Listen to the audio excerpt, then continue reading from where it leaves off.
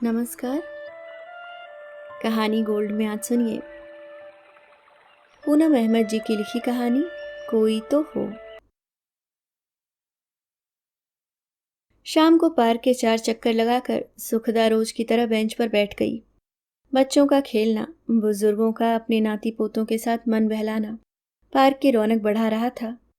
थोड़ी देर की यह रौनक दिन भर की उसकी उदासी को कुछ कम कर देती है।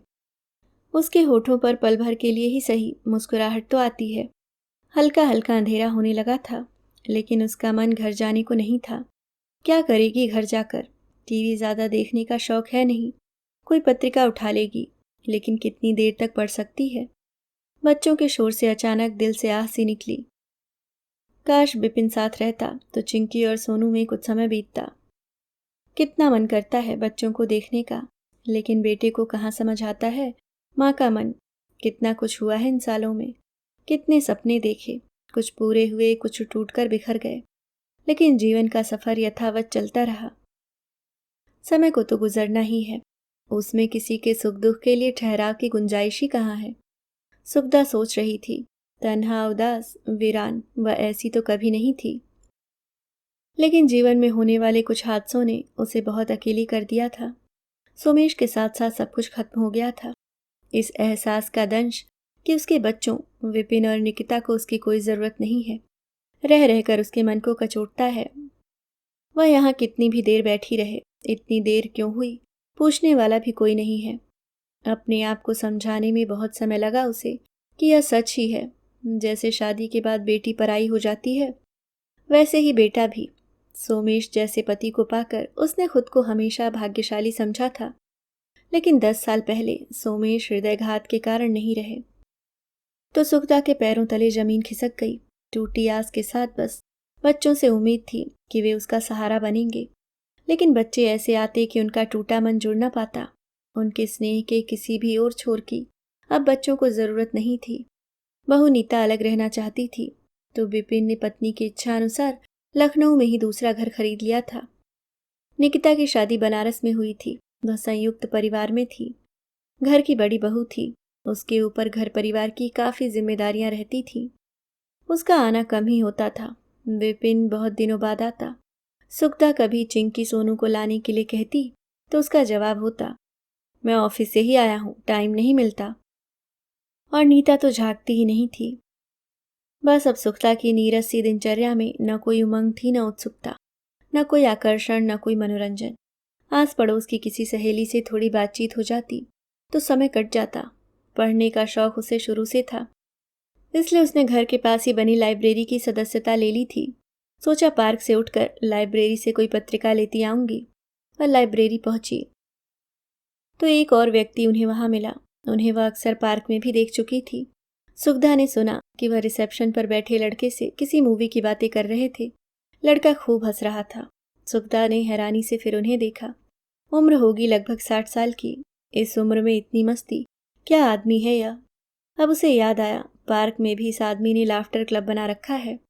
उस आदमी को भी शायद सुखदा का चेहरा परिचित लगा होगा। उसने सुखदा को देखकर हेलो बोला और कहा, आपको सुबह पार्क में देखता हूँ, शाम को भी जाती हैं क्या? सुखदा ने हाँ में गर्दन हिला दी तो उस आदमी ने अपना परिचय दिया। मैं सुधीर, इस रोड के सामने वाली सोसाइटी में रहता हूँ। सुखदा ने भी अपना परिचय दिया, फिर पत्रिका देखने लगी। सुधीर ने बातचीत जारी रखी। आजकल लोगों को अच्छा साहित्य पढ़ने का शौक जरा कम ही है, या उनके पास समय नहीं है। मेरे जैसे पिछड़े लोग अब कम ही बचे हैं, जिन्हें रोज बिना कुछ पढ़े चैन ही नहीं मिलता। कहकर सुधीर ने एक ठहाका लगाया। सुखदा भी मुस्कुरा दी। सुधीर बोलते रहे, अच्छा हुआ मैं रिटायर हो गया, अब आराम से पढ़ने का शौक पूरा हो जाएगा। सुखदा उन्हें नमस्ते कहकर अपने घर की ओर चल दी। घर पहुंची तो घर में फैले सन्नाटे से रोज की तरह उसे घबराहट हुई। उसने टीवी चलाकर पुराने गाने लगा लिए। पार्क में सुबह शाम जाना उसका एक नियम बन चुका था। अगला दिन एक और सुबह कुछ खामोश सी सुखदा पार्क की तरफ जा रही थी कि सुधीर रास्ते में ही मिल गए। सुखदा को गुड मॉर्निंग कहते हुए उसके साथ ही चलने लगे। सुखदा पहले कुछ असहज रही, फिर सुधीर से बातें करते हुए कब पार्क आ गया पता ही नहीं चला। सुधीर ने कहा, अब आप अपने चक्कर लगाइए, मेरे दोस्त मेरा इंतजार कर रहे हैं। सुखदा ने मुस्कुराकर गर्दन हिला दी तो जाते जाते रुककर सुधीर ने कहा, ऐसा करते हैं, वापस साथ में चलेंगे। सुखदा ने आज सुधीर के बारे में सोचते हुए ही चक्कर लगाए। लौटते समय सुधीर की बातें जारी थी। सुखदा सुधीर को ध्यान से देख रही थी। एकदम चुस्त दुरुस्त, हंसता मुस्कुराता चेहरा। राजनीति से लेकर मौसम, विज्ञान से लेकर मनोविज्ञान तक हर विषय पर उनकी इतनी अच्छी पकड़ थी कि किसी भी विषय पर वे बात कर सकते थे। थोड़ी देर में दोनों अपने अपने घर लौट गए। अब यह रोज का क्रम बन गया। दोनों साथ जाते, साथ आते। सुखदा को उनका साथ अच्छा लगने लगा। अपनी उम्र के लोगों से बात करके एक अजीब सा सुकून मिलता है। एक जैसी समस्याएं, एक जैसी खुशियां, सब कुछ शेयर करना बहुत अच्छा लगता है। उसे ऐसा लगने लगा वह अकेली नहीं है। वे एक दूसरे के दर्द को आसानी से समझ सकते हैं। सामने वाले के पास हमारी बात सुनने का समय है, वह हमें गंभीरता से ले रहा है। इस उम्र में यह बात मन को शांति देती है। सुधीर कभी कभी सुखदा के घर आ जाते। दिल खुलने से अंतरंगता भी बढ़ी। बाहर भी साथ जाने आने लगे। सब कुछ अपने आप होता जा रहा था। परिवार के बारे में पूछने पर सुधीर ने बताया था, हमारा प्रेम विवाह था, लेकिन विवाह के 6 महीने बाद ही रश्मि की एक रोड एक्सीडेंट में मृत्यु हो गई। बस उसके बाद मैं अकेला ही रहा। खुद को नौकरी की व्यस्तताओं में भुला दिया। रिटायरमेंट के बाद बस यहीं रहने आ गया। सुखदा ने भी सोमेश और बच्चों के बारे में उन्हें सब बताया था। एक दिन सुखदा सुबह सैर के लिए नहीं गई तो सैर से लौटते हुए सुधीर सीधे उसके घर आ गए। सुखदा तेज बुखार से तप रही थी। सुधीर ने अपना तो भरी डांट लगाते हुए कहा, फोन नहीं कर सकती थी, चलो डॉक्टर के पास। विपिन को बता दिया है, वह आएगा, उसके साथ चली जाऊंगी। ठीक है, अभी तो कोई दवाई ले लो, मैं देखता हूँ। सुधीर ने किचन में जाकर अपने आप ही सामान ढूंढकर चाय बनाई और 2 ब्रेड स्लाइस पर बटर लगाकर ले आए और हंसते हुए बोले, आज आपको मेरी एक और खूबी पता चल जाएगी कि मैं बहुत अच्छा कुक भी हूँ। सुखदा को उनके कहने के ढंग पर हंसी आ गई। सुखदा को दवाई खिलाकर सुधीर अपने घर लौट गए। पूरा दिन सुखदा विपिन के आने का, उसके फ़ोन का इंतज़ार करती रही, लेकिन वह न आया, न फ़ोन किया।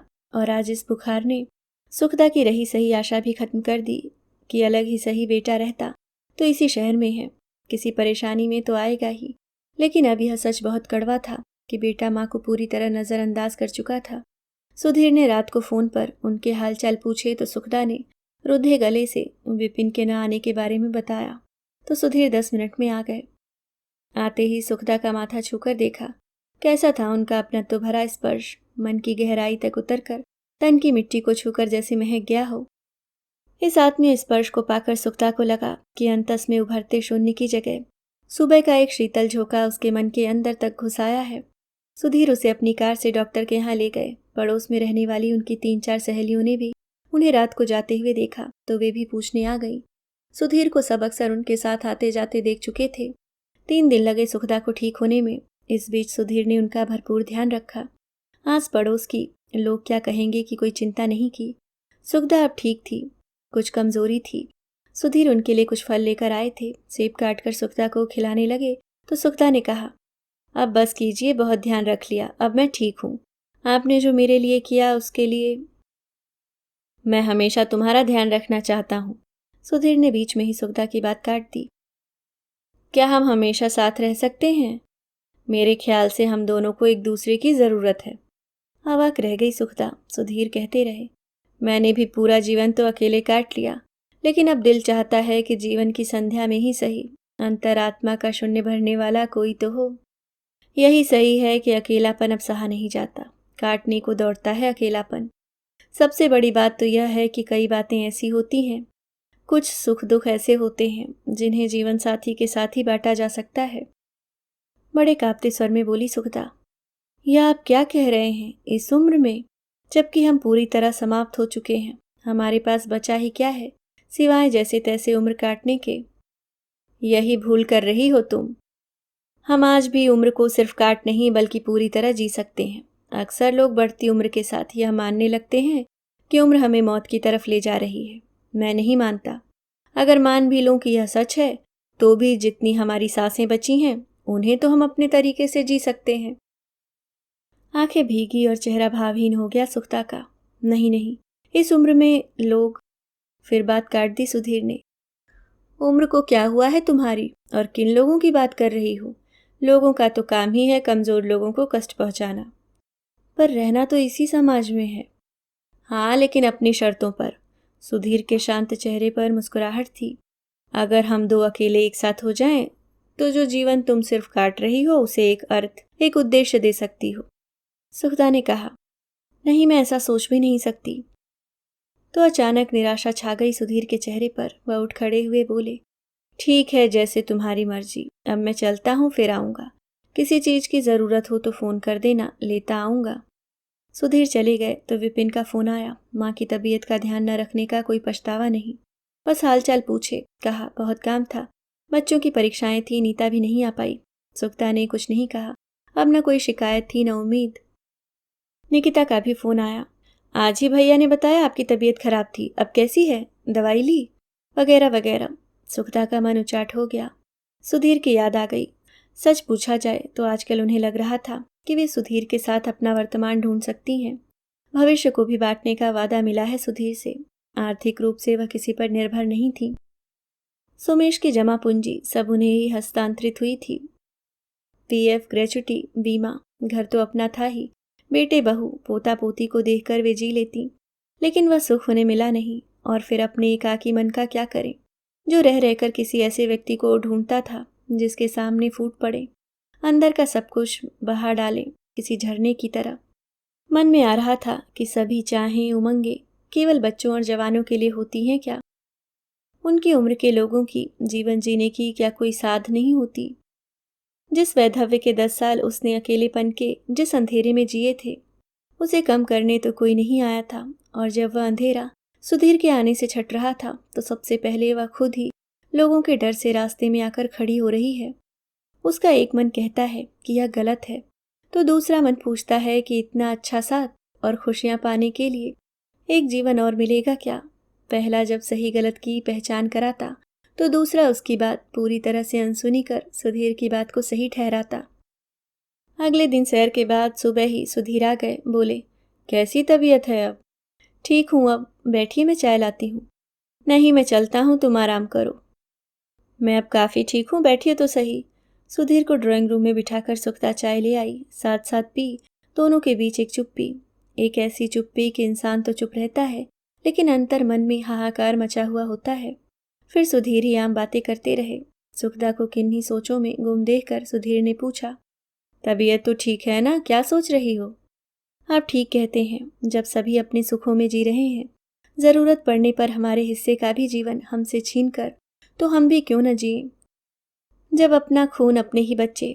बाकी के शब्द सुखदा की सिसकियों में घुलकर रह गए और आंखों ने किसी झरने का रूप ले लिया। सुधीर ने फौरन उठकर उनके आंसू पोंछे, तो सुखदा ने अपना सिर उनके कंधे पर टिका दिया। अब कुछ कहने सुनने की जरूरत नहीं थी। आने वाले समय की बहुत सारी बातें करके सुधीर चले गए। सुधीर ने बताया था कि उनकी एक छोटी बहन नेहा, जो अमेरिका में रहती है, सुखदा से उनकी दोस्ती के बारे में सुनकर बहुत खुश हुई थी। वह भी यही चाहती है कि अब इस उम्र में ही सही उसके भाई के जीवन में अकेलापन दूर करने वाला कोई तो आए। अगले दिन ही विपिन दहाड़ता हुआ आया। यह क्या सुन रहा हूं मैं? पड़ोस के वर्मा अंकल मिले थे, कौन है वो आदमी? लोग बातें कर रहे हैं। यह शायद पहला मौका था जब सुखदा ने बेटे से आत्मविश्वास भरी कड़क आवाज में कहा, सुधीर नाम है उनका, यहीं रहते हैं। सुखदा के स्वर में कुछ तो था ऐसा कि विपिन चौंका, कुछ नरम पड़ा, बोला, लोग बहुत कुछ कह रहे हैं, आपको पता है? सुनकर शर्म आ रही थी। मुझे जानने की जरूरत नहीं लोग क्या कह रहे हैं। 55 साल की तुम्हारी माँ कैसे अकेली रहती है, बीमारी में, किसी तकलीफ में? यह सोचकर शर्म नहीं आती? तुम साथ रहते तो तुम लोगों को देखकर जी लेती मैं। मुझे किसी अपने की जरूरत होगी इस उम्र में, कभी सोचा तुमने? अभी मुझे जाना है, सोमवार को मैरिज रजिस्ट्रार के ऑफिस में पहुंचने से पहले कई काम निपटाने हैं। कहकर सुखदा अंदर अपने रूम में चली गई। आहट से अंदाजा लगाया विपिन पैर पटकता हुआ जा चुका था। सुखदा तैयार होने लगी, ड्रेसिंग टेबल के सामने खड़ी हुई तो पति का चेहरा आंखों को धुंधला कर गया। उसने आंखें बंद कर ली। सोमेश को कहाँ भुला रही है वह? वे रहेंगे हमेशा उसके दिल में अपनी जगह। सुधीर ने तो उसके मन का वह कोना लिया है जो उनके और बच्चों के जाने के बाद इस उम्र में खाली हो गया है। अपने ही विचारों में डूबते उतराते वह घर से निकलकर उस जगह की ओर बढ़ गई जहां सुधीर उसका इंतजार कर रहे थे। सुधीर को सुखदा ने विपिन से हुई बातचीत के बारे में बताया। वह काफी उदास थी। सुधीर उसका मन बहलाते रहे। दोनों ने थोड़ी बहुत शॉपिंग की और लंच बाहर ही करके अपने अपने घर लौट आए। रविवार की रात को सुखदा किचन में अपने लिए दूध गर्म कर रही थी कि डोरबेल बजी। दरवाज़ा खोलते ही सुखदा हैरान खड़ी रह गई। सामने विपिन और निकिता मुस्कुराते हुए खड़े थे। निकिता सुखदा के गले लग गई, बोली, माँ, भैया ने मुझे सब बता दिया है। हम आपके हर फैसले में आपके साथ हैं। सुखदा को अपने कानों पर विश्वास ही नहीं हुआ। उसकी नज़रें विपिन की ओर उठीं तो उसने भी कहा, माँ, मुझे माफ़ कर दो, मैं आपकी तरफ से लापरवाह हो गया था, लेकिन मैं अब आपके फैसले में आपके साथ हूँ। निकिता ने पूछा, माँ, आपने डिनर कर लिया? नहीं, बस अपने लिए दूध गर्म कर रही थी। तुम लोग क्या खाओगे? माँ, हमें अभी सुधीर जी से मिलवाने ले चलिए, डिनर हम चारों बाहर ही करेंगे। निकिता ने उन्हें ज़बरदस्ती तैयार होने अंदर भेज दिया। सुखदा के दिल में उमड़ते उदासी, संदेह, नाराजगी के बादल दूर कहीं विलुप्त हो गए थे। अब नई राहें, नई आशाएं उनके नए जीवन को अनादित कर रही थीं और वह उन पर आगे बढ़ने के लिए पूर्णतः तैयार थी। अभी आप सुन रहे थे पूनम अहमद जी की लिखी कहानी कोई तो हो।